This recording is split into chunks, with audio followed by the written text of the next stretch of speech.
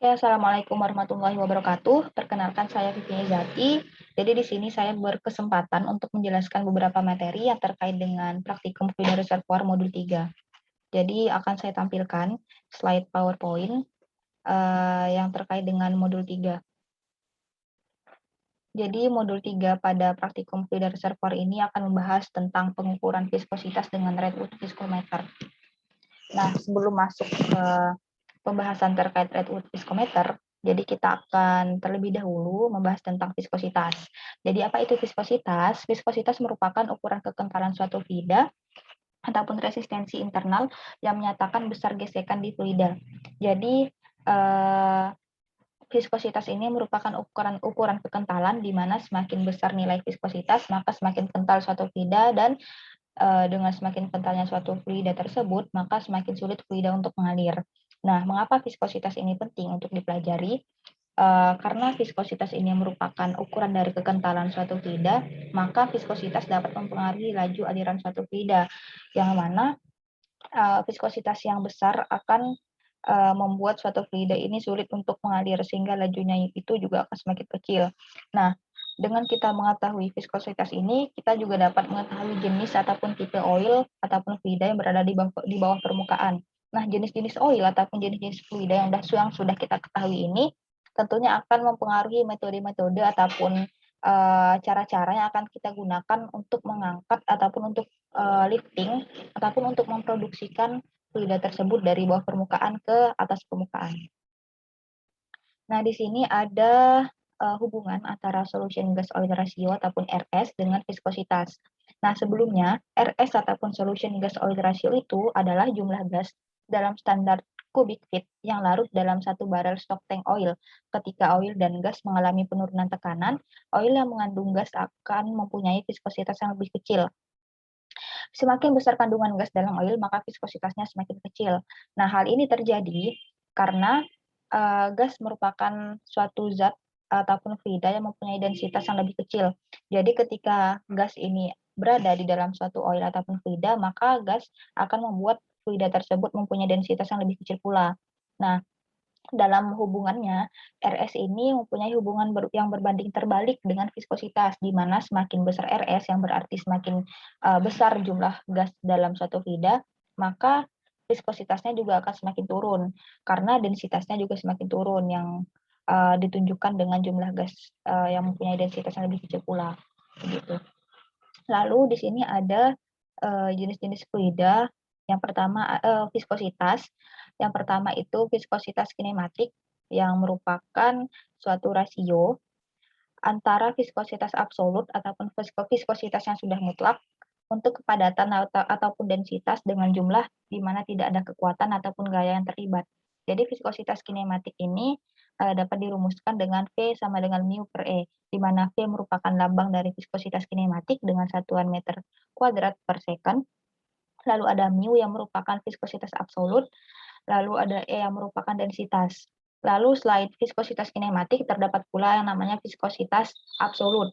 Viskositas absolut ataupun koefisien viskositas mutlak adalah sebuah ukuran resistensi internal yang merupakan gaya tangensial persatuan luas yang dibutuhkan agar dapat memindahkan suatu bidang horizontal ke sebuah bidang lainnya dalam unit velocity ketika mempertahankan jarak dalam sebuah cairan. Jadi viskositas absolut ini dilambangkan ataupun dirumuskan dengan T sama dengan mu dikali dc per dy. Nah, viskositas absolut ini berhubungan juga dengan tegangan geser, yang di mana tegangan geser dilambangkan dengan T pada persamaan ini. Lalu ada mu yang merupakan viskositas dinamis, dan dc yang merupakan satuan kecepatan, dan dy yang merupakan satuan jarak. Nah, di sini ada hubungan viskositas dengan beberapa parameter, ada temperatur, tekanan, spesifik gravity, gas terlarut, dan densitas, serta derajat API. Jadi dari 6 parameter ini, ada 3 parameter yang berbanding lurus dengan viskositas, dan ada 3 parameter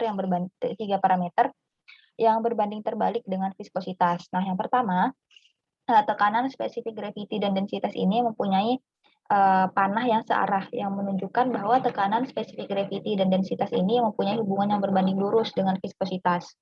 Nah, yang pertama, tekanan.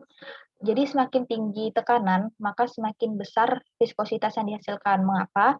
Karena semakin tinggi tekanan, maka gaya kohesi antar molekul itu juga eh, semakin dekat ataupun semakin padat, sehingga viskositasnya juga semakin besar. Nah, lalu ada specific gravity. Seperti yang sudah kita ketahui bahwa specific gravity ini eh, merupakan rasio antara densitas suatu zat terhadap densitas suatu air. Maka ketika zat itu mempunyai densitas ataupun massa jenis yang lebih berat, maka mempunyai specific gravity yang lebih besar pula. Nah, hubungannya dengan viskositas, jadi ketika suatu fluida mempunyai densitas ataupun massa jenis yang lebih berat, maka otomatis fluida tersebut akan lebih kental, sehingga viskositasnya juga semakin besar dengan naiknya specific gravity dan densitas. Nah, lalu ada tiga parameter lainnya, yaitu ada temperatur, gas terlarut, dan derajat API. Di sini dapat kita lihat bahwa panah ketiga parameter ini mempunyai arah yang bertolak belakang, sehingga hubungan antara temperatur, gas terlarut, dan derajat API ini mempunyai hubungan berbanding terbalik dengan viskositas. Mengapa? Nah, yang pertama, temperatur. Semakin tinggi temperatur, maka semakin rendah viskositasnya. Mengapa hal tersebut bisa terjadi? Karena semakin tinggi temperatur, maka partikel-partikel yang ada di suatu fluida akan semakin terpecah, sehingga viskositasnya ataupun kekentalan dari suatu fluida itu akan semakin turun dengan naiknya temperatur. Nah, lalu kemudian gas terlarut. Sebelumnya juga sudah dijelaskan bahwa gas terlarut ini berhubungan juga dengan RS, bahwa suatu fluida ataupun oil yang mengandung banyak gas otomatis akan mempunyai densitas yang lebih kecil, karena gas sendiri mempunyai densitas yang lebih kecil dibandingkan dengan air dan oil. Sehingga dengan banyaknya gas terlarut, maka viskositasnya itu juga semakin menurun. Lalu ada derajat API. Nah, derajat API ini merupakan suatu ketentuan yang dapat menentukan kualitas suatu minyak. Jadi derajat API ini uh, jadi derajat API ini menentukan kualitas minyak itu sendiri, ya, di mana semakin tinggi derajat API maka semakin bagus kualitas dari suatu minyak. Nah, minyak yang mempunyai kualitas bagus otomatis mempunyai viskositas yang lebih kecil karena lebih encer, sehingga lebih mudah untuk dialirkan ataupun lebih mudah untuk diproduksikan. Nah, di sini ada beberapa jenis viskositas lagi, di mana ada dead oil viscosity, saturated oil viscosity, dan unsaturated oil viscosity, serta korelasi untuk menghitungnya. Yang pertama itu ada dead oil viscosity, yang merupakan viskositas crude oil pada tekanan atmosfer, di mana dalam solution ataupun dalam larutan itu tidak ada gas pada temperatur sistem. Lalu ada saturated oil viscosity, yang merupakan viskositas crude oil pada tekanan bubble point ataupun pada titik gelembungnya pada temperatur reservoir. Lalu di sini juga ada unsaturated oil viscosity, yang merupakan viskositas crude oil pada saat di atas tekanan bubble point ataupun di atas tekanan titik gelembungnya dalam temperatur reservoir. Nah, di sini yang pertama kita akan membahas terkait dengan korelasi untuk menghitung dead oil viscosity. Yang pertama ada Beals correlation, dapat dirumuskan seperti yang tertera pada slide ini, di mana mu OD sama dengan 0,32 ditambah 1,8 dikali 10 pangkat 7 per API pangkat 4,53 yang dikalikan dengan 360 per T dikurang 260 pangkat A. Di mana A ini merupakan suatu koefisien yang mempunyai nilai sebesar 10 pangkat 0,43 plus 8,33 per API. Nah, jadi mu OD di sini merupakan viskositas dari dead oil pada tekanan 14,7 PSIA dan pada saat reservoir temperatur. Lalu di sini ada korelasi yang kedua, yaitu Bakes and Robinson correlation, di mana korelasi ini mempunyai rumus matematika, yaitu mu OD ataupun dead oil viscosity yang sama dengan 10 pangkat X dikurang 1.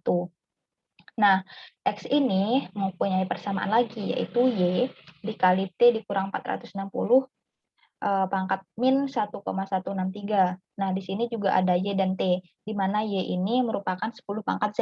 Dan Z ini kita rumuskan, yaitu di rumus matematika dari Bakes and Robinson ini, yaitu 3,0324 dikurang 0,02023 derajat API. Di mana rata-rata error untuk korelasi ini sebesar minus 0,64% dan standar deviasi sebesar 13,53%. Lalu korelasi yang ketiga itu ada Glashow correlation, di mana MuOD ataupun dead oil viscosity-nya itu dirumuskan dengan 3,141 dikali 10 pangkat 10 dan dikalikan lagi dengan T dikurang 460 pangkat minus 3,444 log API pangkat A, di mana A ini merupakan koefisien yang dapat kita tentukan dengan rumus 10,313 dikali dengan log T dikurang 460 dikurang dengan 36,447. Nah, untuk Glashow correlation ini dapat digunakan pada range temperatur yaitu 50 sampai 300 derajat Fahrenheit untuk temperatur sistem dan untuk API gravity. Nah, di sini juga ada jenis viskositas yang lainnya, yaitu saturated oil viscosity. Nah, di sini terdapat dua korelasi untuk menentukan viskositas ini. Yang pertama ada the Bix-Robinson correlation, rumusnya itu MuOB sama dengan A dikali MuOD pangkat B, di mana A ini rumusnya yaitu 10,715 dikali RS ataupun solution gas oil ratio, ditambah dengan 100 yang merupakan dan pangkat dari minus 0,515. Lalu ada B yaitu 5,44 dikali RS ataupun solution gas oil ratio ditambah dengan 150 pangkat minus 0,338. Nah, the Bix-Robinson correlation ini dapat kita gunakan pada range ataupun dengan syarat pressure-nya itu mempunyai nilai 132 sampai 5.265 PSIA dengan temperatur 70 sampai 295 derajat Fahrenheit, API gravity yaitu 16 sampai 58, lalu gas solubility yaitu 20 sampai 2070 SCF per STB. Jadi ini merupakan range ataupun syarat kita untuk menggunakan korelasi Bix and Robinson.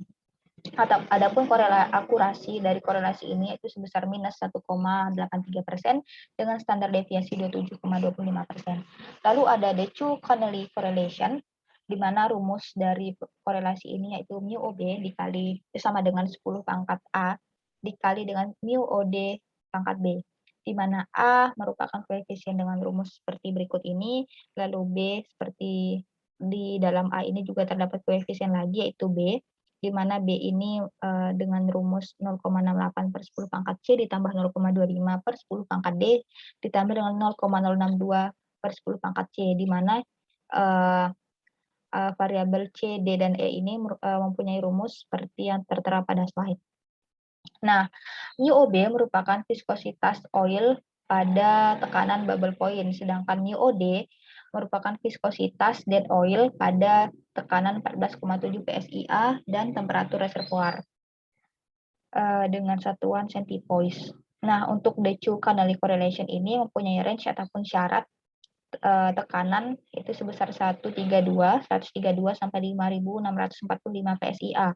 Lalu ada temperatur sebesar 72 sampai 292 derajat Fahrenheit, ada gas solubility sebesar 51 sampai 3.544 SCF per STB, dan ada dead oil viscosity-nya sebesar 0,377 hingga 50 centipoise. Nah, yang terakhir itu ada undersaturated oil viscosity.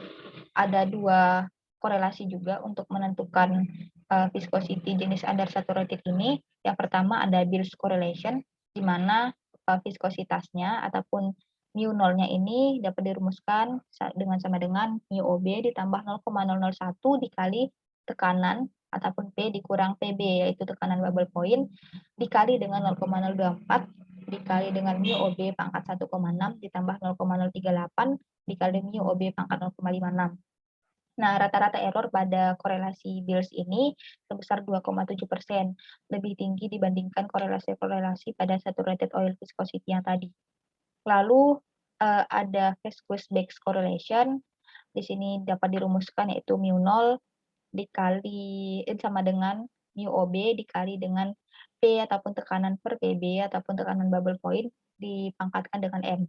Nah, di mana M ini merupakan 2,6 dikali P pangkat ataupun tekanan pangkat 1,187 dikali 10 pangkat A, di mana A itu sama dengan minus 3,9 dikali 10 pangkat minus 5 dikali P dikurang 5. Jadi untuk viscous Bakes correlation ini juga mempunyai syarat ataupun range di mana, viscous Bakes correlation dapat digunakan pada temperatur, dengan rentang 141 sampai 9.151 PSIA, lalu gas solubility sebesar 9,3 sampai 2.199, SCF per STB, viskositas sebesar 0,117 sampai 148 centipoise, gas gravity sebesar 0,511 sampai 1,351, lalu API gravity sebesar 15,3 sampai 59,5, untuk ketentuan dari korelasi ini.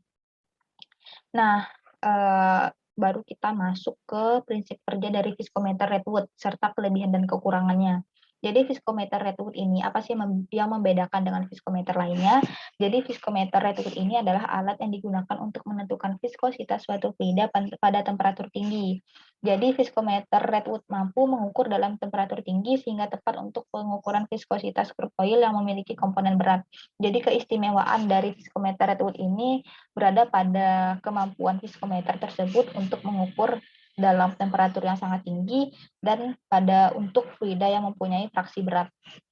Nah, prinsip kerja dari viskometer Redwood ini dengan mengukur waktu alir minyak sebanyak 50 cc ke dalam gelas ukur menggunakan viskometer Redwood dalam waktu tertentu. Jadi, minyak yang merupakan 50 cc ini merupakan jadi variabel kontrol dalam penggunaan viskometer Redwood. Nah, adapun kelebihan dari penggunaan viskometer Redwood ini, yang pertama, tidak perlu menentukan konstanta alat, fluida pemanasnya mudah diganti, sehingga fluida pemanasnya itu tidak hanya terpatok pada air, namun bisa diganti dengan fluida lainnya. Lalu kenaikan temperatur sangat cepat. Lalu waktu alir minyak relatif cepat karena memang temperaturnya juga sangat cepat. Lalu adanya ukuran waterbath kecil sehingga waktu yang dibutuhkan air untuk mencapai temperatur pemanasan yang dikehendaki akan semakin cepat.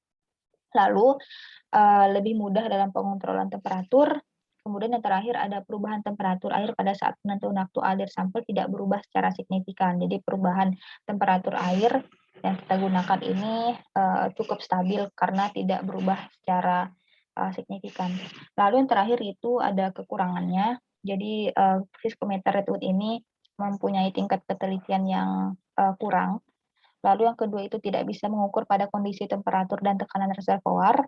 Lalu penguapan fluida pemanas cukup tinggi sehingga temperatur tidak stabil. Nah, temperatur pemanas terbatas jika menggunakan air sebagai pemanas karena pada temperatur 100 derajat Celcius, air akan berubah fasa menjadi uap. Sehingga ketika kita mengukur viskositas itu di atas dari 100 derajat Celcius, maka pemanas berupa air ini akan mudah menguap. Karena 100 derajat Celcius ini merupakan batas penguapan dari suatu fluida berupa air. Gitu. Mungkin sampai di situ saja penjelasan terkait pengukuran viskositas pada praktikum fluida reservoir modul 3.